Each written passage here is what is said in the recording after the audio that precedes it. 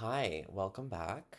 May 3rd, it's Friday. Hello from New York. I'm in Brooklyn. I put a little um thing on Instagram that was like, guess whose house I'm staying in? And the correct answer was Sophie from Bibliosophie. Hello if you're new here.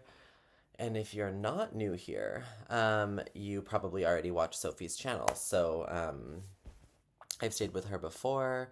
And it was funny. We were just talking the other day about like parasocial relationships to social relationships when it comes to like people you follow on BookTube, Bookstagram, whatever your preferred, social site is. Like, when does an internet friend kind of become a friend and not just like a mutual following each other relationship? I'm happy to just have Sophie as a real friend, that we transcended the parasocial social media relationship to like a real friendship. And she has hosted me twice now in New York. So um, she's my guardian angel, especially this week,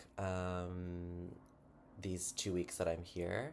So I get to stay again in her lovely place, of course, surrounded by many books and just lovely conversation. So, anyway, hi from New York. I hope that we're going to film something together, but it's, I guess, just if we find the right time. And she's really busy. I'm quite busy. So it just depends if it like kind of intersects at the right time. We said we wouldn't try to like, we wouldn't push too hard if it feels like forcing it, but we mutually have the desire to film a video together. Anyway, so hi from New York. Um, I wanted to share with you some poetry that I got today from a like $2 book cart from Unnameable Books, which is here in Brooklyn, near like the Park Slope area. It's on Vanderbilt Avenue. Sophie told me a few years ago when I was here that she really likes that bookshop. And I remembered it, like now that I went in today, I remembered that I had been there already. Um, but they had like a cart out, and like most of the cart seemed like poetry, which was really nice because I was kind of in the mood to like I was in the mood to buy a book, but like I didn't feel like a novel so much. Like I'll get to like current reads in a moment. Oh, I guess I can talk about it now. I'm reading The Employees by Olga Raun with Katie James. So I started that this morning. I went to a really cute coffee place around here and started that, loving it. And then before I started that, the first night that I got here, Sophie and I were like catching up, and I was like, "What have you read lately that you really have liked or enjoyed? That would be like a fun read and or a good read." And she said, actually, "Martyr" by Kaveh Akbar was like one of those worth the hype books. So yeah, she told me like you can definitely read it if you want while you're here. So I started this as well. And then this morning I just felt like picking up The Employees. So those are like my two kind of simultaneous like novels. Um, but I was in the mood to buy something, and then I thought like poetry books for the most part are normally quite thin, so like I can kind of get away with traveling with them since I'm flying from here to San Francisco and then back to Richmond. So, like, I shouldn't really be lugging around books, especially because I checked in my suitcase, like, on the way here at the limit of the suitcase, like 50 pounds, whatever, which I have no idea how that happened because I really thought that I packed light. I got four poetry books, and Sophie's probably gonna watch this already, but I was hoping that one of these I'd be able to get through. And if one of them is good and I would think that she would enjoy it, then I will leave it for her as a gift. But she probably, I just spoiled it because I'm sure she's gonna watch this before. Maybe not. You never know. Here we go. I have a little cute little stack of 4 books. Oh, update. The haircut is not happening. So yeah, I talked about in like a previous video that I have to chop all of my hair off for this film that I'm working on, but eventually it doesn't happen. So, I mean, the film happens, but the haircut doesn't happen. I do actually need like a haircut. I've had just too many bad bangs haircuts that I need to just go and have someone like layer these bangs just a little bit because they're very like straight but not like very well done. So anyway, I I do really need to get a haircut. So if anyone has like a recommendation in the New York area, I would really appreciate it. First one, no particular order, and I know nothing about these books, by the way. I did not pick these poetry books because I know anything about the poets or the books themselves.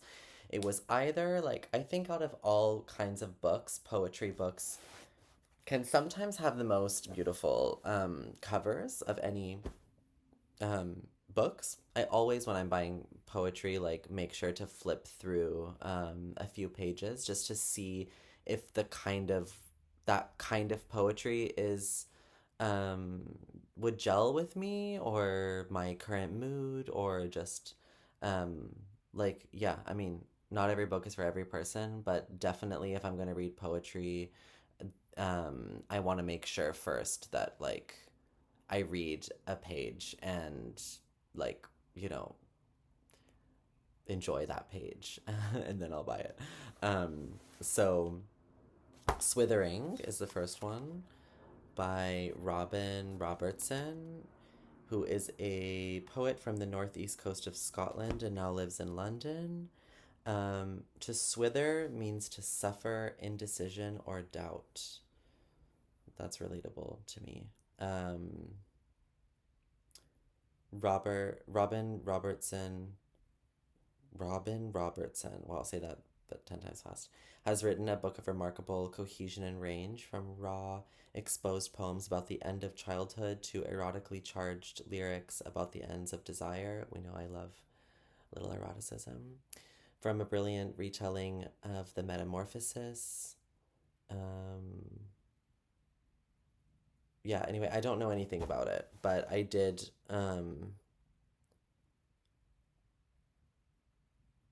yeah, like I did open it and enjoyed something. Like this is from one of the poems called The Glare. The slow drag across the sandpaper, scratching smoke from the head of the match again, until it flares. Lamplight lies heavy on her breasts, her flanks, the hand's passage slow as ceremony, persistent as a dream unsleeved, the spark drawn in hard with a catch of flame, the lumbering storm and the white bolt, the bright rope on and on and on, the glare. So that's that one. And I thought the cover was quite catching. Then this is called Gates and Fields by Jennifer Firestone. Apparently this is on grief, which I didn't know when I picked it up.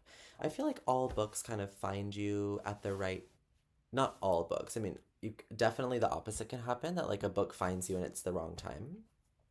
But I do think it's possible a lot of the times that books like find you at the right time when you should kind of, sorry, there's something on my screen, that you should be encountering them. But I feel like particularly with poetry, I have almost always the experience like I'll pick a poetry book like off of a rack, knowing nothing about it, and then in reading it will be like very close to reflecting something I'm going through or something that, which is why a lot of poetry is so wonderful. And what's amazing about poetry is it's like, I feel like it's mirrorness, like how much it can reflect human experience. So yeah, but like if like for example, I'm grieving, so this is a grief book. I'm sure if I had the ability to be pregnant, like, and I would pull out a poetry book off a shelf and just buy it blind, I'm sure it would be like about giving birth. So I feel like they always kind of find me in the right times.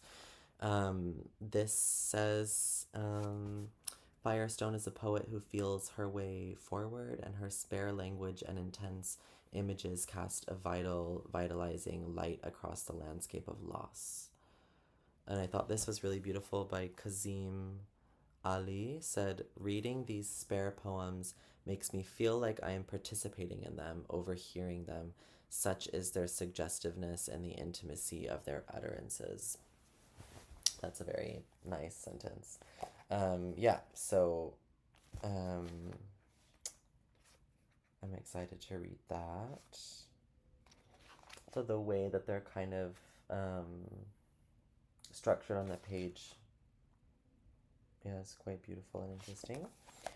And then I got this one, which is called Monsters Maybe by Elena Salamanca, translated by Ryan Green. This is a really, really tiny one. I think she's from El Salvador. My partner and I are making a duet for a performance in July, and we're working with, or it's in a collaboration with our friend Meredith Wheeler. I'll put her um, info downstairs.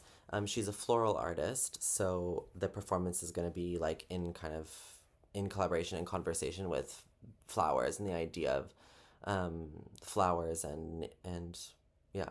So I thought that this would be a good book to pick up because the flowers on the front, but also it said monsters may be more bestiary than herbarium, rescues the native flowers of Central America from extinction, extraction, and oblivion. Rebellious flowers that, when named, awaken fossils, make lava recede, and turn back history.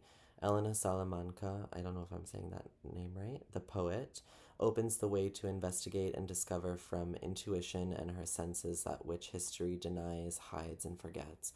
The poem destroys the notion of the flower as fragile nature and unleashes the drive for life contained in the seed. Medicinal, revolutionary, since before colonial processes and scientific documentation. Resistant, silent witnesses to the passage of time. Wildflowers, rather than going unnoticed, germinate powerfully in the poem. That was written by Nicole Cecilia Delgado. Um, yeah, I thought that just sounds absolutely fascinating. But this seemed to me like I want to maybe for this duet that we're working on to read a little bit more about flowers and maybe to use some kind of like I like that it's in a poetic context, so that might be nice to incorporate either um, as like part of the research and yeah, somehow a part of the research. I don't know.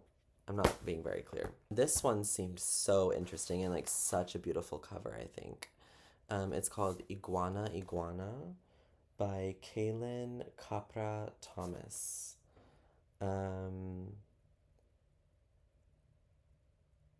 yeah, she lives in Missouri. Um, and I don't know anything about her. Alive to the beauty and anxiety of new worlds and people, Iguana Iguana imagines a tough and tender soundtrack for tumbleweeds in search of roots. I'm a tumbleweed in search of roots. Recursive, deliberate, and as adaptive as their titular lizard, these poems invite us to listen so as to better hear, quote, the sweet shriek of those far off trains you suspect are coming to claim you, to lay open the hills you haven't seen. That sounds really beautiful. I was attracted to this because of the cover, but also because it's Deep Vellum is the publisher out of Dallas, Texas, and they do a lot of really interesting. They always publish really interesting books. So I'm super excited about that. I wonder if there's something that I can read you.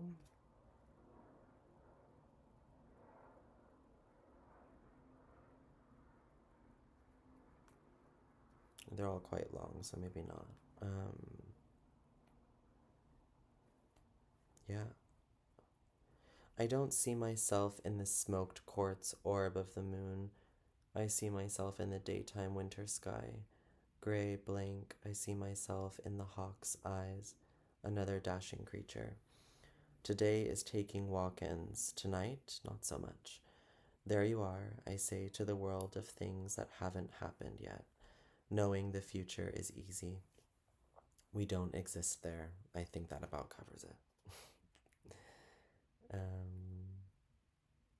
And this poem's called All My Exes Live in This Poem. So anyway, there's that one. Um, yeah, so those are the four little poetry books that I picked up today on a whim. And then, yeah, I'm reading Martyr and The Employees. Sophie is performing tonight in a show. Um, she's a classical singer, for those of you that I'm sure you all know that if you watch her, but if you don't, and you're in for a big treat because she has an amazing channel. So she's singing tonight, and I have not yet heard her singing live and seen her perform. So that will be so nice. And then a friend of mine's partner is in town, and she's a DJ. So I guess I'll take my granny ass out of here and go to a show and then go to a dance party. So, um, that probably means I require a nap like in the next half an hour. So that I'll be ready for all of those things. Um, and yeah, I think that's all. Oh my god, I was nervous for a second that this was not recording. That would be devastating. Um, yeah, what else to update on? We did move to Richmond, Virginia, but I turned back around like 2 days after and came here. So that was pretty wild, and I think my brain and body were a bit like slapped around. And yeah, we are not in love with our new apartment in Richmond. It has like some issues that for us, we're not sure are like things that we can kind of live with for like a year or whatever, however, like it's a year lease. Um, so that was a bit disappointing. So we need to figure out to look for something else or but yeah, that was also kind of like a bummer because we went through like a pretty, big effort to move and to drive from New York all the way there, and just kind of sucks when you're like you finally get to the place and you're like, well, this didn't meet the expectations. Um, anyways, so that's a personal life update. Yeah, it's beautiful in New York. It's the beginning of May, and like all the flowers are blooming, and it's been so sunny and nice. And just, yeah, like a really magical time, to be in New York. Like, you're like, why don't I live here? And you're like, oh, because of all the other things that go into living here. But it's the kind of like perfect weather and like time of year to like make, Brooklyn and New York just like kind of super magical. Everyone's sitting outside and like having Aperol spritz and all the flowers and sunshine just generally making everybody more happy. Anyway, that's all. I think I'll catch you later. Leave me a note down below. Excuse me. Tell me what you're reading. If any of you are familiar with any of these poets or books, I would love to hear that. Or other poetry that you like, and or what you're reading. Okay. Thanks for spending 20 minutes with me.